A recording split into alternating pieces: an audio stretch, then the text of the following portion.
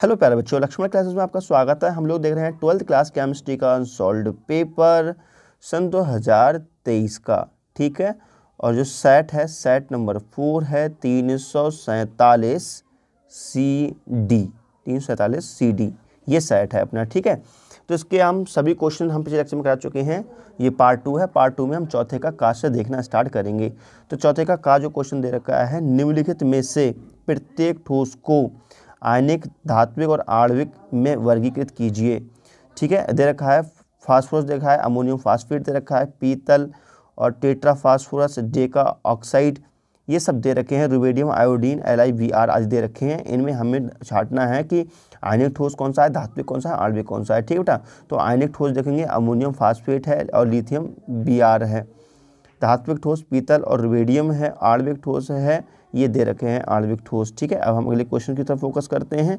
तो जो ख वाला क्वेश्चन बेटा ये तो सिलेबस में नहीं, स्टार लगा हुआ है। अगले हम देखते हैं नेक्स्ट क्वेश्चन ग वाला। संक्रमण धातुओं की परमाणु त्रिज्याएं किस प्रकार श्रेणी में किस प्रकार परिवर्तित होती हैं। तो मैं आपको बता दूं, इनकी atomic radii S block and P block के बीच में होती हैं। ठीक है, शुरू के फर्स्ट 5 एलिमेंट्स का साइज घटता है, इसके बाद नेक्स्ट 5 एलिमेंट का साइज लगभग समान रहता है या स्थिर रहता है, परंतु अंतिम तत्व को छोड़कर। कारण क्या है ऐसा होने का? नाभिकीय आवेश का बढ़ना। जब नाभिकीय आवेश बढ़ता है तब ऐसा ये होता है। ठीक है, तो इसमें मैंने समझाया भी है आपके लिए। देखो बेटा, जो 3D सीरीज़ है इसमें है स्कैंडियम, टाइटेनियम, ये सारे लिखे हुए हैं 10 एलिमेंट्स। और जो SeC+ है, Se+3, ठीक है, स्कैंडियम +3 होता है, यहाँ स्कैंडियम +2 नहीं होता है, ये ध्यान रखेंगे। तो इनकी जो साइज है वो लिखी हुई है। देखो बेटा, लगभग 5 एलिमेंट की साइज कैसी हैं, समान है। ठीक है, उसके बाद लगभग ये साइज कैसी हैं, स्थिर हैं, और लास्ट में जाके एकदम ये बढ़ गई है। तो ये मैं समझाया है।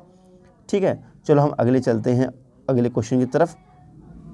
संक्रमण धातुओं के आयन प्रायः अनुचुंबकीय होते हैं, ऐसा क्यों? संक्रमण धातु के जो आयन्स होते हैं कैसे अनुचुंबकीय होते हैं बेटा, ऐसा क्यों होता है? तो संक्रमण धातुओं के आयन प्रायः अनुचुंबकीय होते हैं, ऐसा इनमें उपस्थित अनपेयर्ड इलेक्ट्रॉन होने के कारण होता है। ठीक है, इनमें देखो अयुग्मित इलेक्ट्रॉन होते हैं, इसलिए ऐसा होता है कि इनके आयन जो होते हैं वो अनुचुंबकीय होते हैं। नेक्स्ट क्वेश्चन है, संक्रमण तत्व विभिन्न ऑक्सीकरण अवस्थाएं प्रदर्शित करते हैं, ऐसा क्यों है? तो वो छोटा सा आंसर है, सभी संक्रमण तत्व विभिन्न प्रकार की ऑक्सीकरण अवस्थाएं प्रदर्शित करते हैं कुछ अपवादों को छोड़कर, क्योंकि उनके D कक्षकों में अनपेयर्ड इलेक्ट्रॉन होते हैं। स्कैंडियम को छोड़कर सभी ट्रांजिशन एलिमेंट विभिन्न प्रकार ऑक्सीडेशन स्टेट शो करते हैं, क्योंकि इनके बाह्य 2 कोष इनकम्प्लीट फील्ड होते हैं। ठीक है, तो बेटा ये इसका आंसर छोटा सा हो गया। चीज़ बात है, कोई भी क्वेश्चन में कहे संक्रमण तत्व ऐसा क्यों करते हैं, तो कैसे कह दो उसमें अनपेयर्ड इलेक्ट्रॉन होते हैं, अयुग्मित इलेक्ट्रॉन होते हैं D कक्षक में, इसलिए ऐसा करते हैं।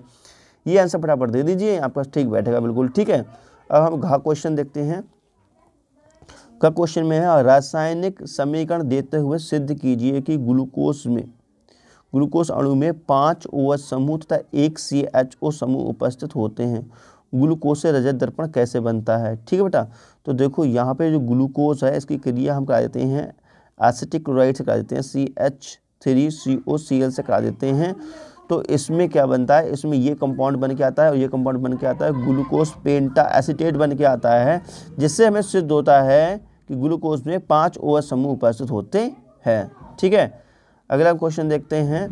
अगला हमें क्या सिद्ध करना था कि इसमें CHO ग्रुप होता है। तो बेटा यहाँ पे जब हम फेलिंग विलेंस रिएक्शन कराएंगे तो यहाँ पे COOH बन जाएगा, तो इससे सिद्ध होगा कि इसमें CHO ग्रुप होता है।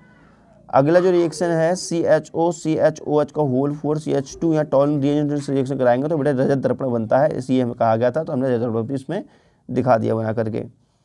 5वें का देखते हैं। 5वें का में है मोलर उन्नयन स्थिरांक एवं मोलर उन्नयन स्थिरांक में अंतर स्पष्ट कीजिए। इन 2 स्थिरांकों का प्रयोग करते हुए विलय का आणविक द्रव्यमान ज्ञात करने के 2 अलग अलग सूत्र बताइए। तो बेटा ध्यान समझेंगे कि मोलर उन्नयन स्थिरांक क्या होता है, किसी विलायक के 100 ग्राम में किसी विलय का 1 मोल घोलने पर उसके क्वथनांक में होने वाली वृद्धि को मोलर उन्नयन स्थिरांक कहते हैं। जबकि मोलर उन्नयन स्थिरांक क्या होता है बेटा, किसी विलायक के 1000 ग्राम विलय में विलय पदार्थ का 1 मोल घूलने पर क्वथनांक में होने वाली वृद्धि को मोलल उन्नयन स्थिरांक कहा जाता है। ठीक है, इसे Kb डैश या K100 से शो करते हैं, इसे Kb या K1000 से प्रदर्शित करते हैं। अब इनके अगर सूत्र देखें तो m इक्वल टू इसका ये होता है और इसका सूत्र ये होता है। ठीक है, अगला क्वेश्चन देखते हैं बेटा, ओस्टवाल्ड मेथड, ओस्टवाल्ड विधि द्वारा नाइट्रिक अम्ल के औद्योगिक निर्माण का उत्पादन का वर्णन कीजिए। अब बेटा ये वाला जो क्वेश्चन है ये हमारा आउट ऑफ सिलेबस है, ये हमारे सिलेबस में नहीं है। ग वाला पे ध्यान देते हैं। ग वाला क्वेश्चन है, IUPAC नियमों का उपयोग करते हुए निम्नलिखित के नाम लिखिए।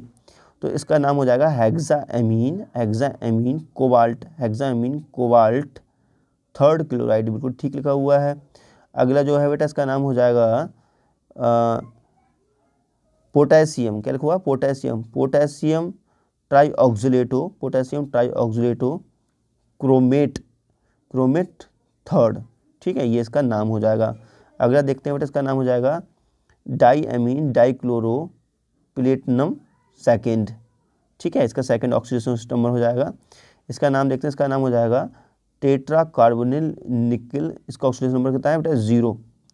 अगले हम चलते हैं, अगला क्वेश्चन है घ वाला, एक एरोमेटिक कार्बनिक यौगिक A जलीय अमोनिया के साथ उपचार करने पर एवं गर्म करने पर यौगिक B बनाता है, जो Br2 एवं KOH के साथ गर्म करने पर अणुसूत्र C6H2N वाला यौगिक C बनाता है। A, V एवं C यौगिकों की संरचना एवं इनके नाम लिखिए। तो बेटा देखो यहाँ पर COH है, बेंजोइक एसिड है, ये NH3 से क्रिया करता है, तो यहाँ पे बेंजोइड बनता है। देखो V हो गया है ना, हम कह सकते हैं अतः एरोमेटिक यौगिक A NH3 एक्वस के साथ अभिक्रिया करके V वेंजाइड बनाता है और Br2 KOH के साथ अभिक्रिया करके यह यौगिक C एनिलीन बनाता है। तो बेटा देखो यहाँ पे से क्रिया करके बनाता है, एनिलीन बन गया, ये हाफमैन ब्रोमाइड रिएक्शन भी कहलाती है। तो इस प्रकार आपके ये जो क्वेश्चन हैं सॉल्व हो गए पूरे। ठीक है, 4 तक मैंने 5 तक के सॉल्व करा दिए हैं। अब जो 6 क्वेश्चन है, 6 से आगे के हम देखेंगे नेक्स्ट वीडियो में। नमस्कार, जय हिंद, वंदे मातरम, बाय बाय।